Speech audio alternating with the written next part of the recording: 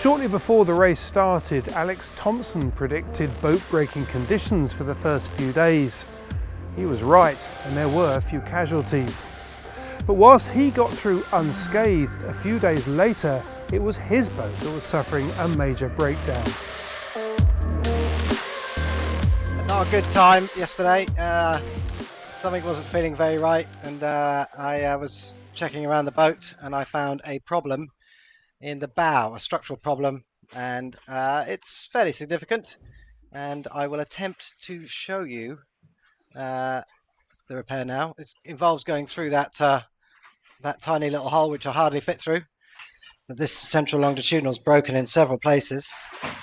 It's broken, you can see it cracked here. In fact, it's this taping's off the hull there.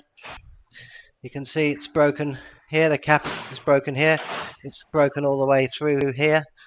It's also busted there, it's cracking here. Further up, we can see it's broken through here. So the good news is that we carry so much materials on board to fix this kind of thing, from C-plate, solid carbon, panels, and even girders. So we've got plenty of material to be able to fix it. The other good news is I'm not in the Southern Ocean. I'm in the middle of the St. Helena High, so I've got really good conditions to be able to do the job. And the other good news is I feel super positive and happy to crack on, get this job done, and get back in the race as soon as possible. There's quite a lot of what I have on board. Some of it I've cut already. Some 4mm solid carbon plate there, and then these are the girders I was talking about. So most of those we're going to have to use. There's some offcuts of stuff I've already cut for the first repair. So here are all the tools for last night's exercise. We've got the carbon fibre cloth, scissors to cut it, measuring device, electric screwdriver. There's another.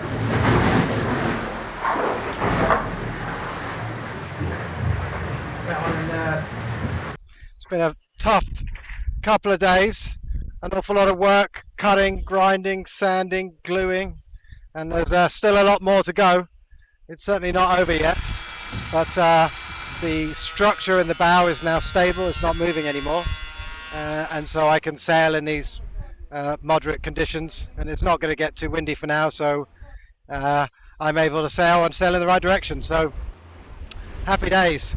Obviously disappointing, but I'm not going to dwell on the negatives here, because I think there's way more positives. Positive that I found it before it was catastrophic. Positive that it happened in the conditions it happened in, which meant the leaders and the rest of the fleet weren't moving away at 500 miles a day. You know, could have been 1,000 miles behind by now. So that's super positive. And I'm just super happy that I'm still in the game. Meanwhile, the race south down towards the Southern Ocean was anything but normal, with some really complicated weather systems to negotiate. Steve Ansell picks up the story. As always, the goal was to pick up the roaring 40s as quickly as possible and turn east for the Southern Ocean. But getting around the South Atlantic High proved very hard, as the complex and changeable weather provided numerous tactical hurdles for the fleet. Alex Thomson's pit stop had left Charlie Dallin aboard Apivia and Thomas Riant on Linked Out to lead the charge south. Both aboard new boats, they were hounded in third by the wily veteran Jean Le Cam on Yes We Can aboard a 13-year-old boat. Also proving a similar point that older boats can still compete, Kevin Escoffier aboard PRB was in fourth, an impressive start for his first Vendée Globe. Just behind him was another newcomer, Boris Herrmann, the first German entry, sailing a 2016 foiling Amokka, previously known as Edmund de Rothschild. Behind us, but not in front, and the sun is right at the edge of the cloud bank. Look here, clouds, there's the sun, and to the horizon. On the set picture it looks like we have overcast sky from here now on for quite a while, so supposedly the last 10 minutes of sun, I quite enjoy that. Sea Explorer Yacht Club de Monaco had been among the front runners since the start as the pack charged south. He even managed to fly a drone to check out his nearest rival. Alex Thomson's troubles had allowed Thomas Rion to take the lead, but now he too joined Hugo Boss on the casualty list. Linked Out suffered damage to the port foil, leaving the French skipper the agonising decision as to whether to amputate the foil so early in the race. The high risk of further damage made the decision for him. Unperturbed, finding time to film the escapade too, Riant made advantage of a calmer patch and took his electric saw to the blade. He remains in second place. Meanwhile, Britain's Sam Davies continued to stay in touch with the leaders, remaining in the top 10 for almost 3 weeks. Back at the front of the fleet, rookie Charlie Dallin aboard Apivia has set the agenda. At one point, the 2019 Transact Jacques Vabre winner stretched out a 325-mile lead over Linked Out and maintained this lead going into the Southern Ocean, always a knot or two faster than his rival. The hugely experienced 61-year-old Jean Le Cam is renowned in France for his plain speaking. His boat won the 2008 Vendée Globe, but today it is from a different generation. No flying on foils, just a pair of traditional daggerboards for Le Cam. To be in third place on the water for more than a week is testament to his skills. Mind you, he does seem to have some extra help down below. But for Alex Thomson, the news had just got even worse, as a damaged rudder forced him to retire from the race. Thomson was devastated. Well, it's taken me a few days to digest what's happened, gather my thoughts before I felt able to speak to you. I'm normally a very positive person, but if I'm honest right now, I feel pretty broken. You know, for the best part of 20 years, this race has been my goal. You know, we've come so close before, and this time I really thought it was possible.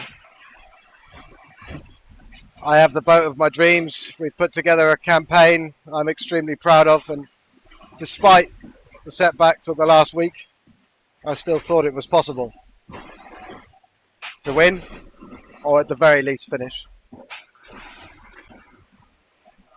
I've given my life to this sport, and it's a very difficult pill to swallow. The messages of support from the fans have been incredible. I really don't feel worthy. But also from the other skippers and the teams, your words have really touched me.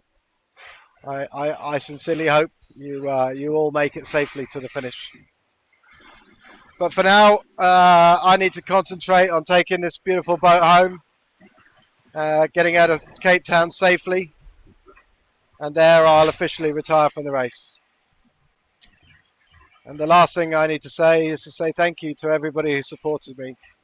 To my team, thank you for your dedication and your hard work. I know you couldn't have done more. The Vendée Globe is notorious for its high attrition rate, and while the trip south had been kind on the fleet, 4 of the major breakdowns had been aboard the brand new boats. And then came the kind of news everyone dreads, that of a distress. Kevin Escoffier on PRB was around 800 nautical miles southwest of Cape Town in third place when he triggered his distress beacon on the afternoon of the 30th of November, reporting a serious ingress of water. Jean Le Cam diverted to the area and located Kevin in his life raft. Early reports suggested that big seas and 20 to 25 knot winds were hampering the rescue attempts. 3 other competitors were diverted to the area to help with the rescue. But after 2 in the morning in the region, good news came through. After more than 12 hours in the water, Kevin Escoffier was safely on board with Jean Le Cam.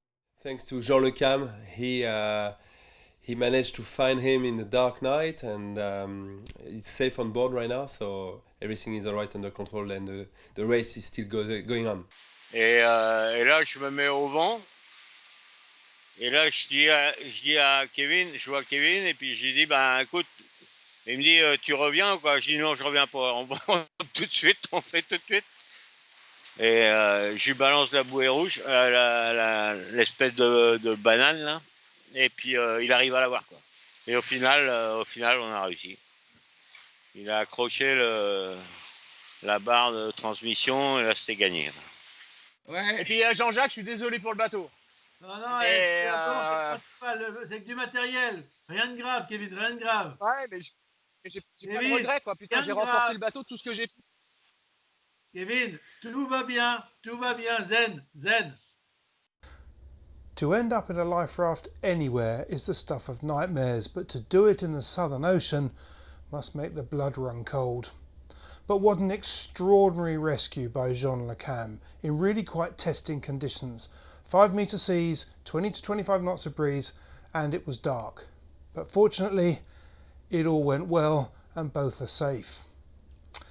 The actual incident itself that led to Escoffier leaving his boat is quite extraordinary. There aren't many details at the moment, but from the early ones, I'll just read from his comment.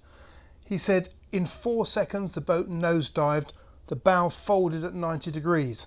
I put my head down in the cockpit, a wave was coming. I had time to send one text before the wave fried the electronics. It was completely crazy. It folded the boat in two. I've seen a lot, but this one, enough said.